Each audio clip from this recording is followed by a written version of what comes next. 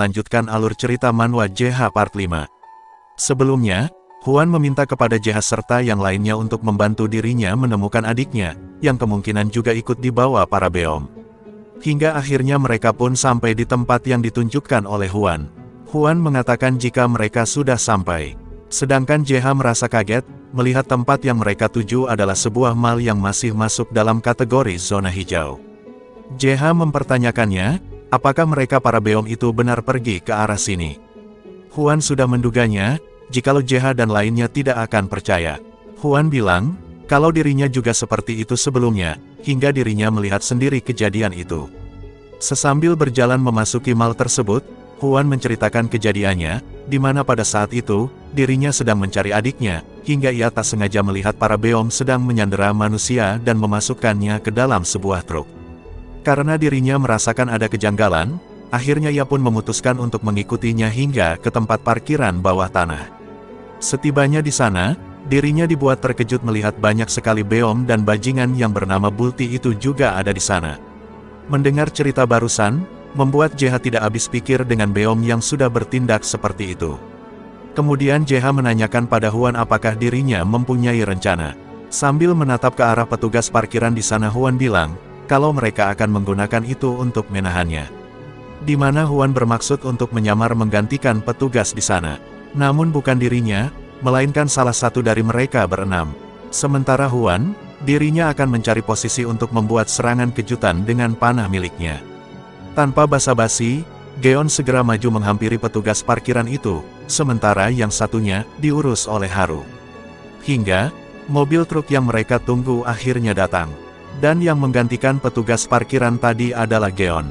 Geon pun segera pamit pergi, JH memperingatkannya untuk berhati-hati. Truk itu pun sampai di palang masuk.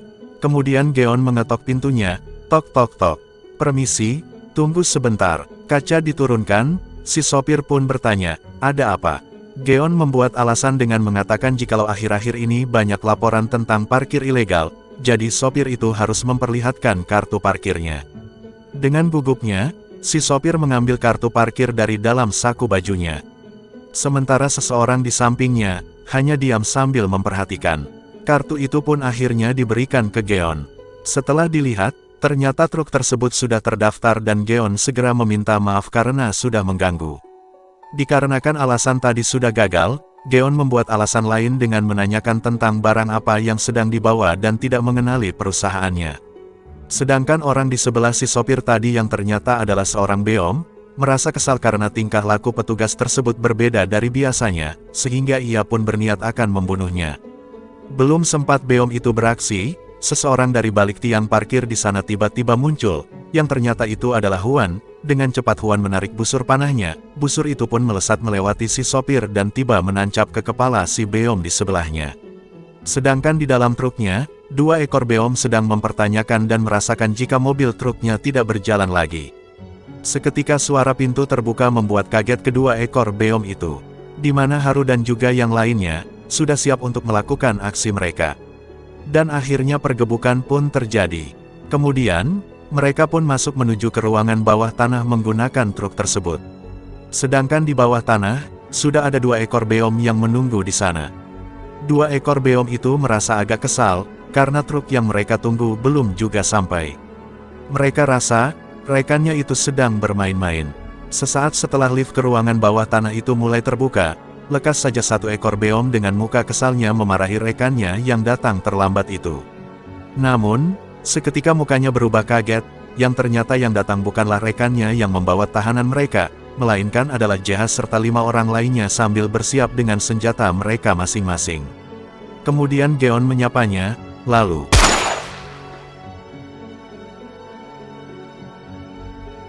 sementara di selnya Jaho kedatangan 2 ekor beom. Salah satu beom mempertanyakan Jaho yang belum juga memakan para manusia itu. Namun Jaho tidak menanggapi. Kemudian beom itu mengatakan kepada Jaho, kalau Jaho sedang berada di tempat manusia bukan di dunia bayangan. Jika Jaho terus-menerus tidak memakan manusia maka Jaho akan benar-benar mati. Dengan santai Jaho menjawab dirinya tidak akan memakannya. Mendengar jawaban Jaho yang masih seperti biasanya, monster beom itu bilang, kalau begitu, mending kami saja yang memakannya. Dengan sigap, Dua orang sebelumnya yang masih sadar, mengatakan pada monster beom itu kalau mereka berdua tidaklah enak. Wanita di belakangnya juga ikut membenarkannya. Lalu laki-laki menunjukkan jika yang enak itu adalah dia. Tanpa ada rasa bersalah, orang itu menunjuk ke arah anak muda yang sebelumnya dijadikan bulti sebagai santapan istimewa buat Jaho. Muka bengis si monster pun keluar sambil menyebut dua orang itu sampah, yang menjual sesama spesiesnya sendiri agar bisa hidup. Kata monster rupanya spesies sampah ini tidak berubah dan masih sama seperti dulu, sampah tetaplah sampah. Maka dari itu mulai sekarang monster itu tidak akan ragu lagi untuk memakannya. Tiba saja Jaho berucap, manusia itu adalah makhluk yang bisa hidup berdampingan dengan mereka. Jadi Jaho melarang untuk memakannya. Jaho menyuruhnya untuk menyudahi saja melakukan hal seperti itu. Satu tendangan melesat ke muka Jaho yang hanya bisa menerimanya. Monster beom itu bilang ke Jaho jika dirinya sudah muak mendengar omongannya barusan. Sesudah memberi pelajaran, kedua monster beom pun mulai beranjak pergi meninggalkannya sambil mengingatkan ke Jaho, makan saja manusia itu daripada dirinya mati kelaparan akibat mati-matian melindungi mereka. Tidak berselang lama kedua monster beom tadi keluar, anak yang sebelumnya terbaring lemah kini mulai mengeluarkan suaranya yang meminta untuk diberikan air. Dengan terkejut Jaho mempertanyakan apakah anak muda itu sudah sadar. Dalam hatinya Jaho bilang, apa dia masih belum sadar sepenuhnya? Kalau aku membiarkannya seperti itu, bukannya pulih, kondisinya malah akan semakin memburuk. Kalau saja ada sesuatu yang bisa kuberikan padanya untuk dimakan. Apapun itu. Seketika Jaho mengepalkan tangannya hingga mengeluarkan cairan merah miliknya lalu ia teteskan ke mulutnya anak muda itu. Jaho bilang, maaf manusia. Hanya ini yang bisa kuberikan padamu. Dengan ini dahagamu bisa segera terpuaskan. Namun Jaho tiba-tiba saja kaget dengan tubuh anak muda itu yang memulihkan dirinya sendiri. Dalam hatinya Jaho bilang, bagaimana ini? Mengapa dia memiliki kekuatan seperti itu? Pemuda tersebut membuka matanya lalu merasakan ada cairan yang menetes ke mulutnya. Ia memalingkan mukanya menatap Jaho yang sedang meneteskan cairan merah miliknya itu. Dalam hatinya bilang, apa yang beom itu lakukan barusan? Tanpa sadar, pemuda tersebut telah menelan cairan merah itu yang sehingga membuat dirinya merasakan sesuatu keanehan terjadi kepada tubuhnya. Rasanya seperti akan terbakar. Sambil menjerit menahan sakitnya, ia bertekad tidak akan mati dan ia harus tetap hidup. Terlebih ia juga mempertanyakan apa rasa sakit, lapar, apa ini karena cairan merah itu? Dan kenapa beom itu memberikan cairan merahnya kepadaku? Apa itu berarti dia tidak akan memakanku? Dia mengesampingkan hidupnya dengan berupaya agar tidak memakan manusia. Dengan memakannya apa aku bisa hidup? Timbul pertanyaan antara beom yang menolak memakan manusia walaupun terancam akan mati kelaparan, dan aku yang pengen memakan beom itu kalau ia sudah mati, siapa sebenarnya yang lebih mirip dengan binatang buas? Dengan meraung yang akan sudah siap melahap mangsanya pemuda itu berucap dalam hatinya, yang jelas, jawaban dari pertanyaan ini sudah pasti. Raungan itu sampai ke telinga salah satu dua monster beom sebelumnya dan monster beom tersebut juga merasakan energi yang sangat aneh. Melihat rekannya yang berhenti, monster beom di depan menyuruhnya untuk segera ke tempat penjemputan karena ia merasa jika truk itu sudah pasti sampai di sana. Dengan rasa dipenuhi akan penasaran, monster beom itu mengiyakan namun sebenarnya ia masih mempertanyakan tentang perasaannya apakah salah. Tentu, perasaan monster beom itu tidaklah salah, di mana kini pemuda yang kesakitan tadi kini sudah pulih sambil menatap Jaho di depannya. Setelah masuk ke lorong bawah tanah, JH dan kawan-kawan mulai menelusuri tempat itu. Di setiap dinding lorong itu dipenuhi oleh sesuatu seperti sebuah sel telur. Geon mengomentari jika para beom itu mempunyai selera buruk dalam menghias ruangan. Di sana Haru memperingati mereka semua agar tidak menyentuhnya. Sedangkan Chain yang tidak tahu apa-apa, juga ikut terseret. Dalam hatinya kata Chain kenapa rencana makan-makan malah berubah jadi acara berburu beom. Syukurlah kalau aku punya dagger untuk mempertahankan diri. Tiba-tiba saja JH bilang ke Chain maaf kalau sudah membuat ia juga ikutan terlibat. Dengan muka yang sedikit agak kesal Chain mengatakan ya itu tak masalah, kita harus saling membantu dalam keadaan seperti sekarang. JH juga menanyakan kau memakai dagger gandakah? Dengan gugup Chain mengiyakannya, lalu JH memuji dagger Chain yang terlihat berkilau itu. Dan beranggapan kalau Chain selalu merawatnya dengan baik. Chain hanya tertawa kecil mendengarkan pujian yang diucapkan JH. Sebenarnya, di dalam hatinya Chain bilang kalau degernya lah yang masih baru. Perbincangan itu terhenti ketika Huan memanggil mereka dan menyuruh untuk berhenti. Karena Huan mendengar suara di balik lorong itu. Huan memberi aba-aba dan saat mereka sudah keluar dan siap dengan senjata masing-masing, betapa terkejutnya mereka semua di luar lorong itu, bangunan penjara yang dipenuhi dengan manusia yang dikurung serta suara jeritan minta tolong memenuhi seisi ruangan bawah itu. Geon dan Huan tidak bisa berkata-kata lagi. Dua monster beom sebelumnya kini tiba di sana, namun mereka belum sadar kalau JH dan yang lainnya sudah ada di sana. Monster di depan bilang ke temannya itu kalau dirinya tidak mengerti dengan Jaho yang mati-matian membela manusia, padahal mereka itu adalah keturunan bangsa Gom yang artinya adalah musuh mereka. Temannya mengatakan kalau Jaho itu akan sadar saat ia sudah diambang kematian akibat ulahnya sendiri. Seketika sesuatu menembus kepala monster beom di depannya yang membuat kaget. Lalu Haru dan Joan yang sudah ada di depan mulai mengikatnya dengan tali, kemudian Joan maju menusuk kepala si monster hingga hancur. Haru menyarankan kepada mereka semua untuk menyelamatkan orang-orang terlebih dulu.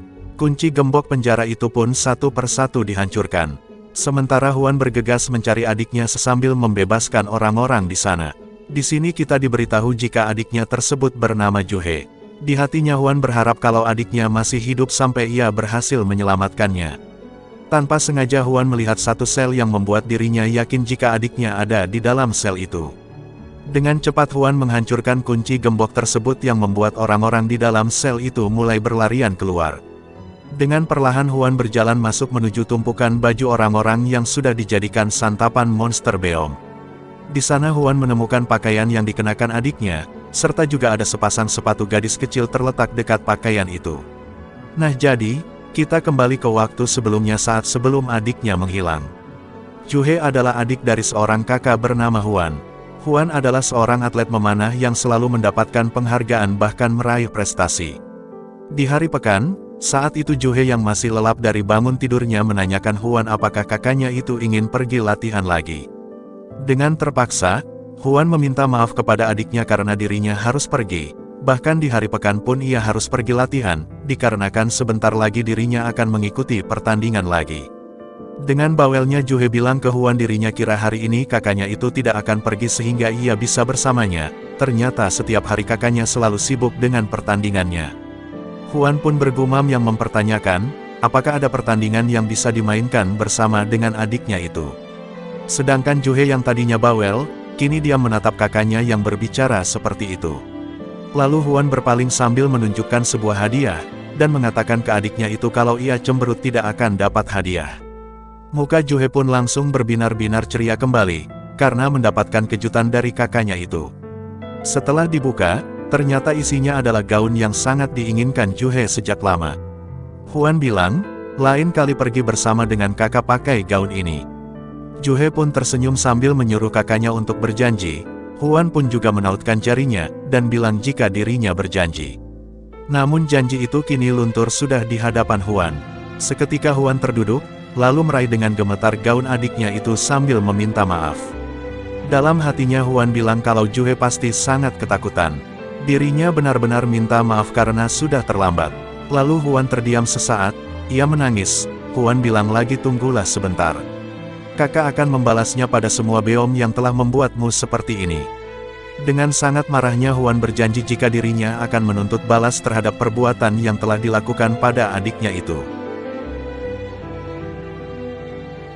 Semenjak JH dan kawan-kawan membebaskan orang-orang, kegaduhan suara orang-orang meminta tolong mulai membuat para monster beom yang berjaga mulai berdatangan. Mereka tidak segan-segannya menyerang orang-orang yang berlarian itu. Namun JH dan Geon terus menghalaunya. Karena monster beom itu terus-menerus berdatangan, Haru menyuruh mereka agar segera mempercepat mengeluarkan orang-orang dari sana. Sambil mengganti amunisinya Geon kesal karena monster beom itu semakin banyak saja. Saat Geon sedang fokus ke arah depan, satu ekor monster beom keluar dari balik lorong dan sudah tepat berada di belakangnya Geon yang seketika saja terkejut, mendengar suara nafas monster beom. Sementara yang lain masih sibuk dengan monster beom lainnya. Tiba saja Huan keluar dengan marahnya ia menarik 3 anak panah sekaligus yang diselimuti kekuatan.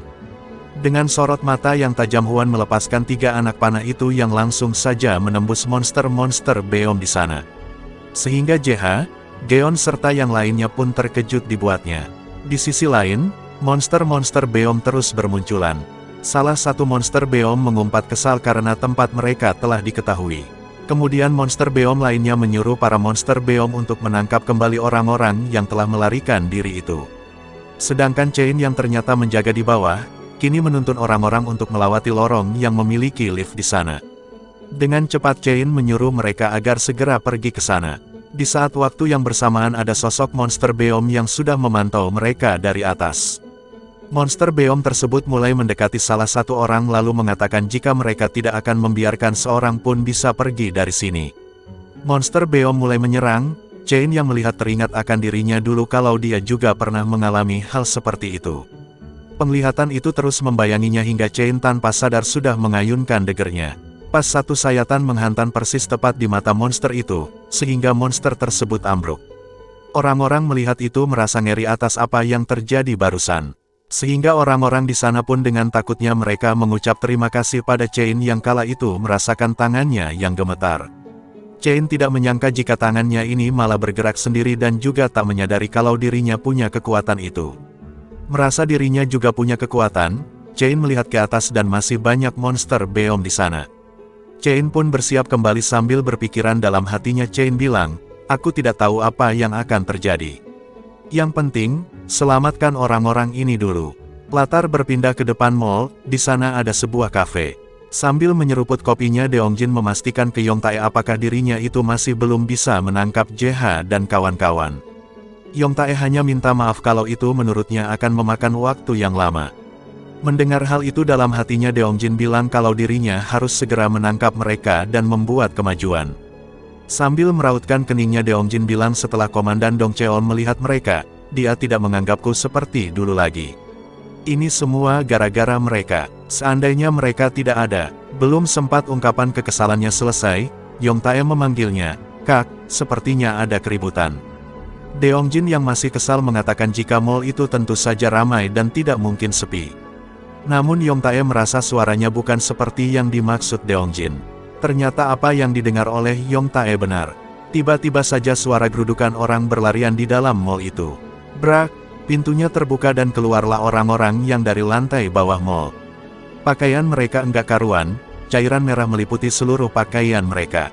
Semuanya meminta tolong untuk diselamatkan bahkan sampai ada yang minta untuk tentara bukan polisi ataupun ambulans.